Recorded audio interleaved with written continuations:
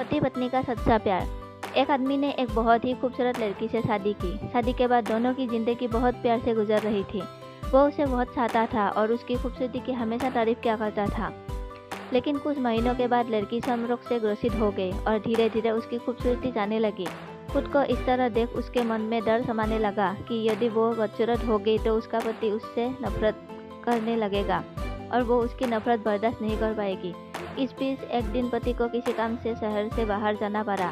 काम खत्म कर जब वो घर वापस लौट रहा था, उसका एक्सीडेंट हो गया। एक्सीडेंट में उसने अपनी दोनों आंखें खो दी।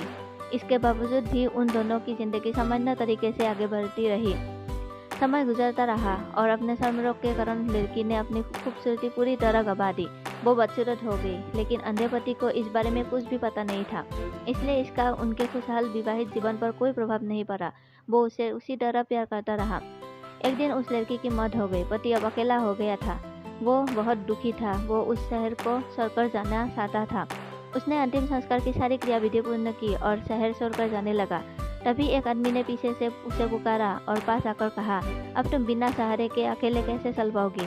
इतने साल तो तुम्हारी पत्नी तुम्हारा मदद किया करती थी। पति ने जवाब दिया, दोस्त, मैं अंधा नहीं हूँ, मैं बस अंधा होने का नाटक कर रहा था, क्योंकि यदि मेरी पत्नी को पता चल जाता कि मैं उसकी बदसूरती देख सकता हूँ तो ये उसे उसके रोग से ज़्यादा दर्द देता। इसलिए मैंने इतने साल अंधा होने का दिखावा किया।